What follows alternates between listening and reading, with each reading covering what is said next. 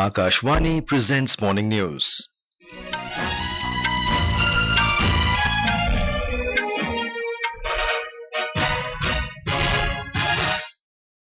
Good morning, I am VC Pramod. The headlines. NDA Parliamentary Party to meet in New Delhi today amid political parley ahead of formation of new government at the centre. Consultations on within the BJP to decide name of next Chief Minister of Odisha. NTA issues clarification after NEET result controversy, says higher performance standards led to increase in high scores.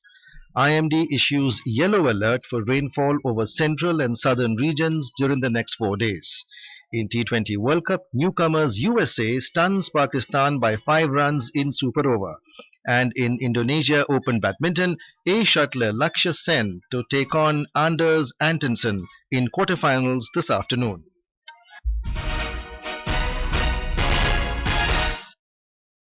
As the National Democratic Alliance gears up to form the government, political activity has gained momentum in the national capital, with leaders of the BJP and JDU holding separate meetings.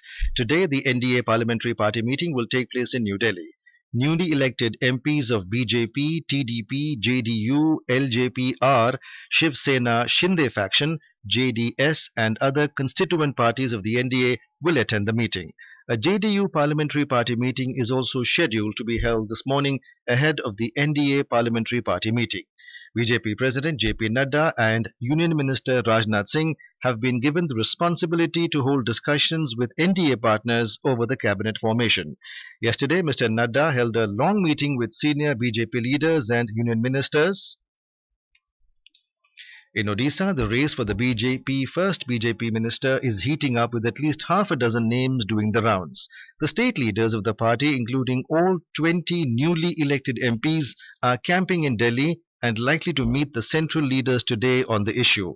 The central BJP leadership will take opinions of the MPs and other leaders before taking a final call on the name of the new Chief Minister of Odisha in the parliamentary board meeting. More from our Odisha correspondent.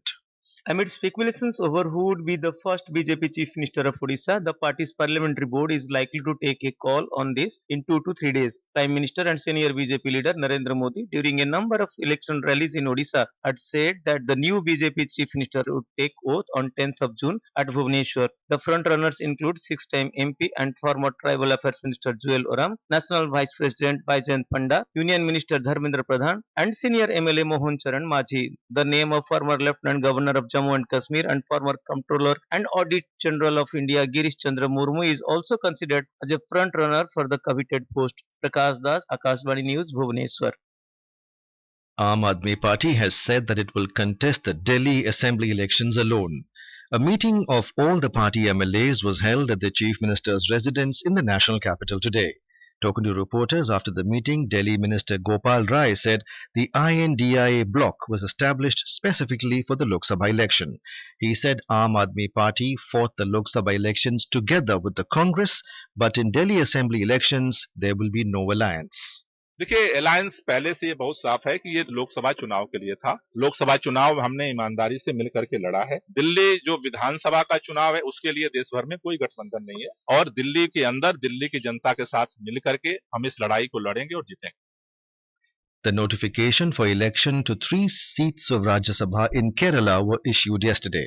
The tenure of CPI leader Binoy Biswam, CPIM leader Elamaran Karim and KCM leader Jose K. Mani is ending on the 1st of July.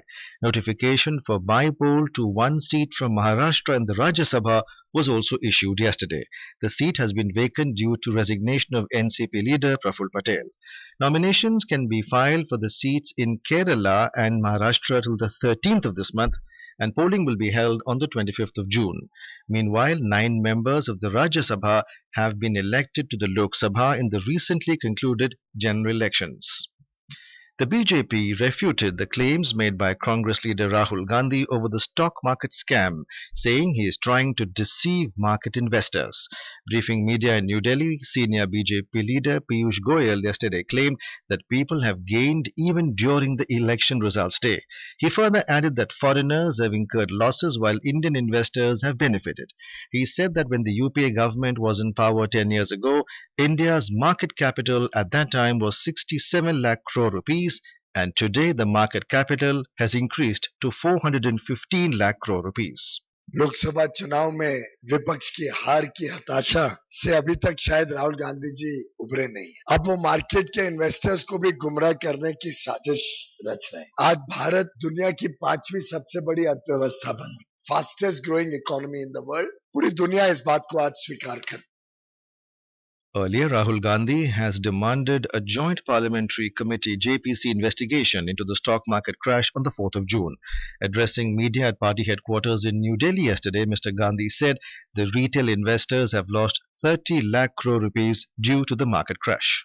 Why did PM and HM give specific investment advice to the 5 crore families investing in the stock market? Is it their job to give investment advice? Second, why both interviews were given to the same media house owned by the same business group, which is also under SEBI investigation for manipulating stock market? Third, what is the connection between the BJP, the fake exit pollsters, and the dubious foreign investors who invested one day before the exit polls were announced and made a huge profit at the cost of 5 crore families? So we demand a joint parliamentary committee to investigate this.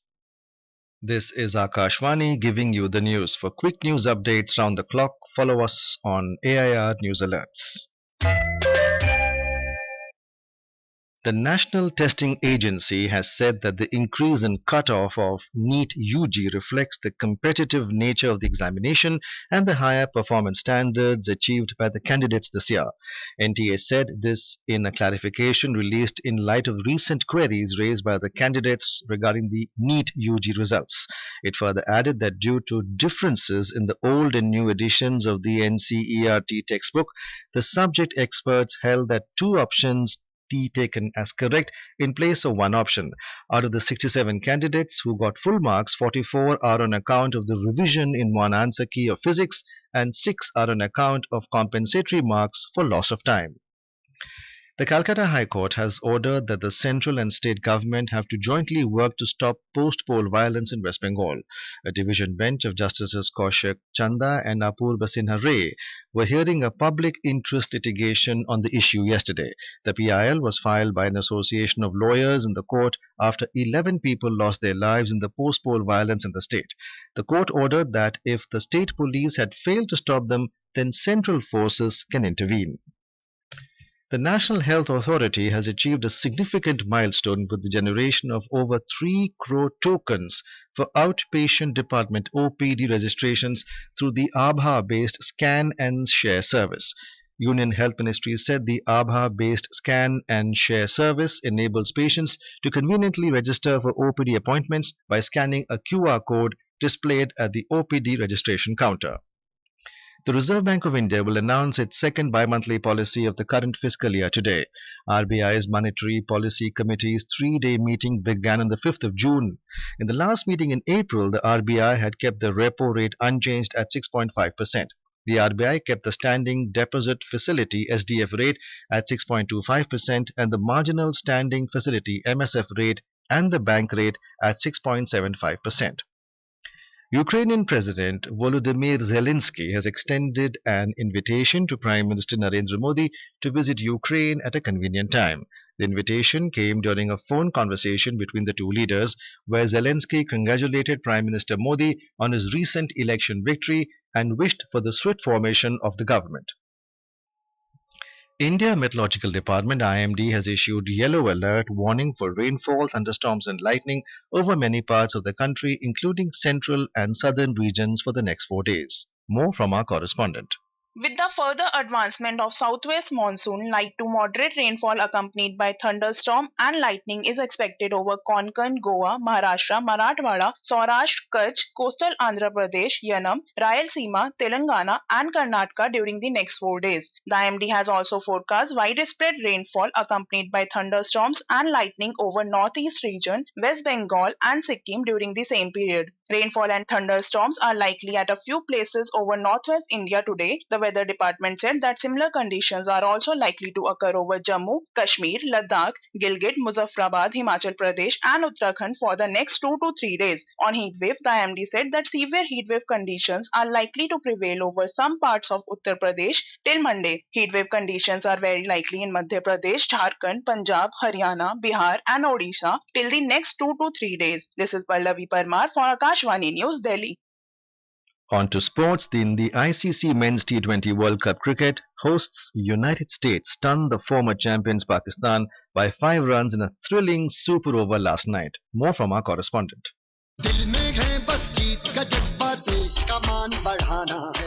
In the first big upset of this T20 World Cup, USA pulled off a massive victory against Pakistan after their encounter ended in a tie at the Grand Prairie Stadium in Dallas last night. Electing to field first, Newcomers USA restricted Pakistan to 159 for 7 and then matched the score with loss of 3 wickets in the stipulated 20 overs. In the super over, USA scored 18 for loss of 1 wicket and Pakistan could manage only 13 runs for 1. In the second match yesterday, Scotland defeated Namibia by 5 wickets at Kensington Oval in Barbados. Chasing the victory target of 156, Scotland overhauled the target with 5 wickets in hand and 9 balls to spare. Earlier, Namibia scored 155 for 9 in stipulated 20 overs. Canada will take on Ireland at the Nassau County International Cricket Stadium in New York this evening. Shagun Chopra, Akashvani News, New Delhi.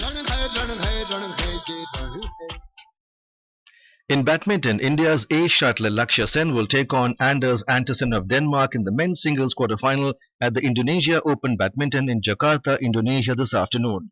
Sen defeated Kenta Nishimoto of Japan in straight games 21-9, 21-15 in the pre-quarters yesterday. Indian star football player Sunil Chhetri's last game for India ended in a goalless draw against Kuwait yesterday. The 0-0 at the Salt Lake Stadium dented India's hopes of qualifying for the third round of the FIFA World Cup qualifiers. India are second in the table with 5 points ahead of Kuwait and Afghanistan on 4 points, but with a draw enough for Kuwait and a win for Afghanistan enough, India will need a result against Qatar to progress. Russian President Vladimir Putin has said that Russia could deploy conventional missiles within striking distance of the United States and its European allies if they allowed Ukraine to strike deeper into Russia with long-range Western weapons. In his first face-to-face meeting with senior editors of international news agencies since the war in Ukraine began, Mr. Putin said the West was wrong to assume Russia would never use nuclear weapons. He said the Kremlin's nuclear doctrine should not be taken lightly. When asked about NATO chief Jens Stoltenberg's calls to allow Ukraine to use Western weapons to strike Russian territory, Putin differentiated between different missiles but warned allowing Kyiv to strike Russia with ever more powerful weapons. And now for a look at today's newspapers, it's over to Shagun Chopra. Thank you, Pramod. Modi likely to take oath for third term on Sunday, headlines The Statesman. Swearing in ceremony Sunday, talks on government formation, births intensify, headlines The Indian Express. Flashback of coalition era, oath on June 9th, headlines The Pioneer. Most papers have on their front page the story of Congress leader Rahul Gandhi demanding a joint parliamentary committee JPC into PM Modi and Union Minister Amit Shah's prediction that the stock market would zoom after the Lok Sabha election results, although the market crashed that day. Rahul wants JPC on stock surge after exit poll, BJP shoots back, headlines The Hindustan Times. All papers have on their front page the story of the Supreme Court directing HP to give 137 cusecs of water to Delhi. The Asian Age headlines The SC tells Himachal to send Delhi more water. And with that, it's back to you, Pramod. Thank you, Shagun. And now, before we end the bulletin, the headlines once again. NDA Parliamentary Party to meet in New Delhi today amid political parley ahead of formation of new government at the centre. Consultations on within the BJP to decide name of next Chief Minister of Odisha. NTA issues clarification after NEET result controversy, says higher performance standards led to increase in high scores. IMD issues yellow alert for rainfall over central and southern regions during the next 4 days. In T20 World Cup, Newcomers USA stuns Pakistan by 5 runs in super over. And in Indonesian Open Badminton, A shuttler Lakshya Sen to take on Anders Antonsen of Denmark in quarterfinals this afternoon. And with that, we end the morning news. Have a nice day.